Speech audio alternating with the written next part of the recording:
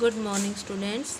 Today we will read next lesson of EVS, our sense organs. Let's start. Our body has many parts. कि हमारी body में बहुत सारे parts हैं. All these parts work together. ये सारे जो पार्ट्स हैं वो सब मिलकर के काम करते हैं, यानी हमारे डिफरेंट बॉडी पार्ट्स जो हैं वो एक साथ मिलकर काम करते हैं. As a result our body is able to perform many function. और जब सारे ऑर्गन एक साथ मिलकर काम करते हैं तो हमारे जो बॉडी है वो बहुत सारे काम कर सकती है, यानी हम दिन भर में बहुत सारे काम कर लेते हैं.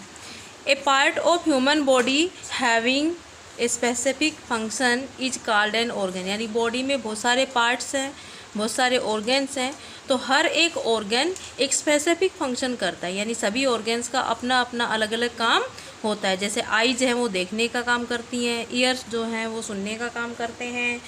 तो इस तरीके से सभी ऑर्गन्स का अपना अलग अलग काम है. तो ऐसे बॉडी ऑर्गन को, ऐसे पार्ट को हम क्या बोलेंगे? Organ.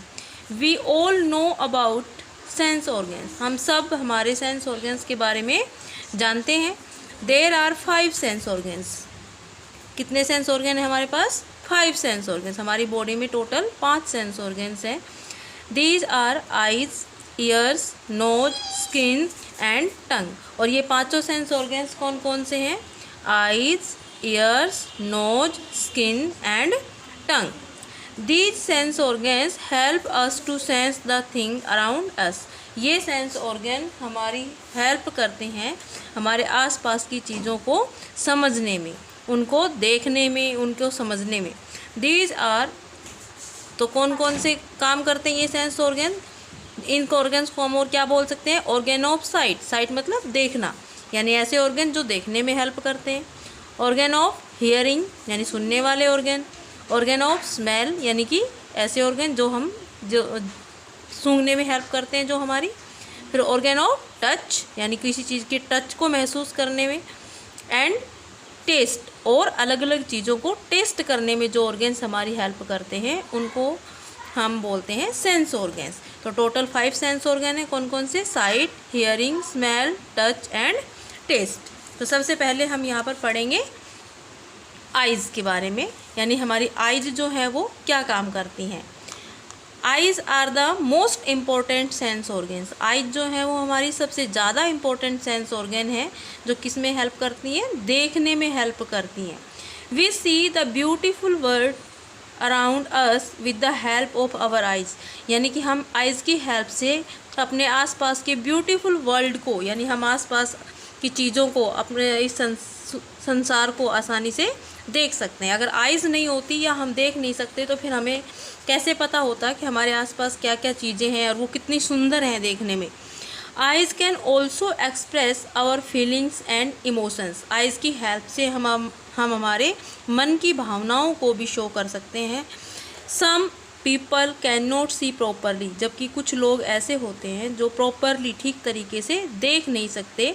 Mohan was unable to read the black board from the last bench in the class. यानी किसी क्लास में मोहन नाम का कोई लड़का है जो कि क्लास में कहाँ बैठता है? लास्ट बेंच पर बैठता है. लेकिन वहाँ से उसको ब्लैक बोर्ड पर लिखा हुआ नहीं समझ आता, यानी लास्ट बेंच पर बैठ करके वो ब्लैक बोर्ड पर नहीं पढ़ सकता कि ब्लैक बोर्ड पर क्या लिखा हुआ है.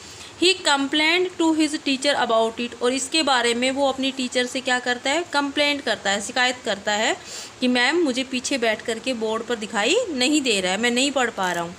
The teacher told his parents to get his eye checked. और फिर टीचर क्या करती है? उसके पेरेंट्स को बताती है कि आप इसकी आइज़ को चेक करवाइए, आँखों का चेकअप करवाइए.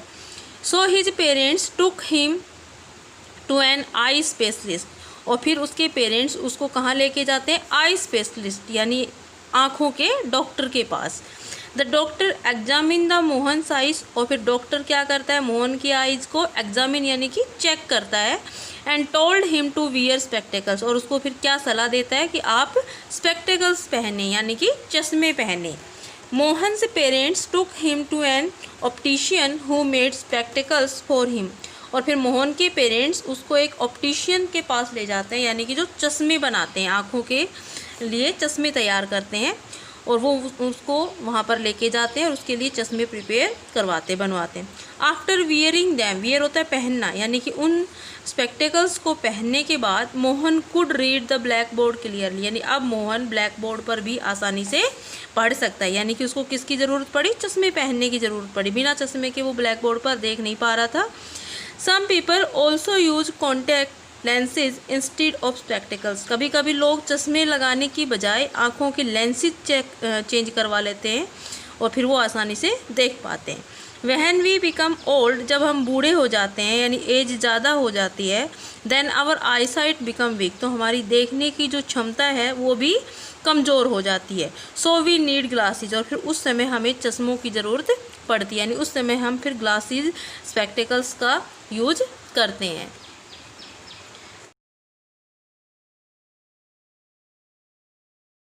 सम people can not see at all, और कुछ लोग ऐसे होते हैं जो बिल्कुल भी नहीं देख सकते थे, यानी जिनको कम दिखाई दे रहा था, उनके लिए हमने क्या दिया? स्पेक्टिकल्स, आंखों का चेकअप करवा के उनको चश्मे लगाने की सलाह दी। लेकिन कुछ लोग ऐसे होते हैं जो जन्म से होते हैं या कभी किसी एक्सीडेंट में, किसी दुर्घटना की वजह से उनकी आई साइट, देखने की शक्ति जो है वो नहीं रहती है और वो फिर कुछ भी वो देख नहीं पाते हैं। सच पीपल्स आर कॉल्ड ब्लाइंड, यानी ऐसे लोगों को हम क्या बोलते हैं? ब्लाइंड, यानी कि अंधे। They use their fingers to feel various pattern of raised dots to read and write, और फिर वो अपनी आसपास की चीज़ों को देखने के लिए बाकी जो अपनी सेंसेस हैं उनकी हेल्प लेते हैं, यानी कि वो अपनी फिंगर्स की हेल्प से चीज़ों को छू कर पता करते हैं कि ये क्या चीज़ है। और इस तरीके के लोगों को पढ़ने के लिए भी एक स्पेशल तरह की बुक्स आती हैं जिनके अंदर डॉट्स बने होते हैं, डॉट्स, और उन डॉट्स के ऊपर फिंगर करके ऐसे फिंगर से टच करके वो रीड और राइट, यानी कि उनको वो पढ़ते हैं और राइट करते हैं। This system is called Braille script, और ऐसे सिस्टम को हम क्या बोलते हैं? Braille script. यानी ये कौन सी स्क्रिप्ट है? जो ब्लाइंड लोगों को पढ़ने के काम में आती है, यानी जो ब्लाइंड होते हैं, जो लोग देख नहीं सकते, उनको इन स्क्रिप्ट की हेल्प से पढ़ाया जाता है। और ये स्क्रिप्ट कैसी होती है, उनकी भाषा कैसी होती है कि उनको पढ़ने के लिए जैसे हम ABCD लिखते हैं तो वहाँ पर ABCD ना लिख कर जैसे A के लिए 1 डॉट, बी के लिए 2 डॉट, इस तरीके से उनको डॉट्स की हेल्प से और जो भाषा है वो सिखाई जाती है और फिर उनको पढ़ना लिखना सिखाया जाता है। और ये सबसे पहले किसने डिस्कवर की थी? लुइस ब्रेली, यानी कि इसके डिस्कवरर, ये वाली जो स्क्रिप्ट थी ये किसने सर्च की थी सबसे पहले? लुइस ब्रेली ने, और इसीलिए उनको क्या बोलते हैं? Braille script. तो जो ब्लाइंड लोग हैं वो किसकी हेल्प से पढ़ना सीखते हैं? ब्रेली स्क्रिप्ट की हेल्प से। नेक्स्ट है you must take care of your eyes, आपको अपनी आँखों की देखभाल करनी चाहिए, और इसके लिए हम कौन कौन सी बातों का ध्यान रख सकते हैं? Wash your eyes 4 to 5 times in a day with clean water, यानी हमें अपनी आँखों को एक दिन में 4 से 5 बार साफ पानी से धोना चाहिए। डू नॉट रीड और स्टडी इन डिम लाइट और वेरी ब्राइट लाइट, कभी भी बिल्कुल डिम लाइट में यानी बहुत ही कम रोशनी में या फिर बहुत ज़्यादा रोशनी में, एकदम ब्राइट लाइट में हमें पढ़ाई नहीं करनी चाहिए, यानी कोई बुक या कोई न्यूज़पेपर नहीं पढ़ना चाहिए। दिस टायर्स द आइज, इससे आँखों को थकान होती है, यानी आँखों के ऊपर स्ट्रेस आता है, आँखें ख़राब भी हो सकती हैं। Do not read in a moving vehicle, किसी चलते हुए व्हीकल में, जैसे चलती हुई बस में, चलती हुई बाइक पे, कार में, गाड़ी में हमें कभी भी रीडिंग नहीं करनी चाहिए, इससे भी आँखों के ऊपर एक तरह से स्ट्रेस दबाव आता है। Do not read while lying down, लेट कर कभी नहीं पढ़ना चाहिए, जब आप पढ़ाई करते हो तो सीधे बैठकर या फिर स्टडी टेबल की हेल्प से हमें पढ़ना चाहिए, लेटे लेटे कभी भी नहीं पढ़ना चाहिए, इससे आँखों पर बहुत बुरा असर होता है और आँखें ख़राब भी हो सकती हैं। नेवर रब योर आइज़, आँखों को कभी भी रगड़ना नहीं चाहिए, रब मतलब रगड़ना या मसलना। कभी कभी हमारे आँखों में जब कोई धूल चली जाती है तो फिर हम क्या करते हैं? आँखों को बार बार रब कर लेते हैं, मसल लेते हैं, जिससे आँखें रेड हो जाती हैं। या फिर किसी भी डर्टी टॉवल, कोई भी गंदा कपड़ा हमारे सामने आया या हमारे हाथ गंदे, हम ऐसे ही आँखों को रब कर लेते हैं, तो ऐसा हमें नहीं करना चाहिए, इससे आँखों में इन्फेक्शन हो सकता है, आँखें ख़राब हो सकती हैं।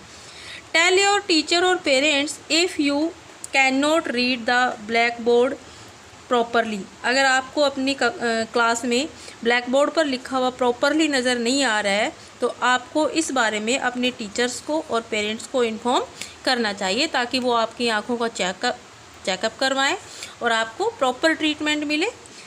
तो आज हमने पढ़ा सेंस ऑर्गन क्या होते हैं और आइज़ के बारे में। कल के वीडियो में हम पढ़ेंगे ईयर्स के बारे में। Thank you.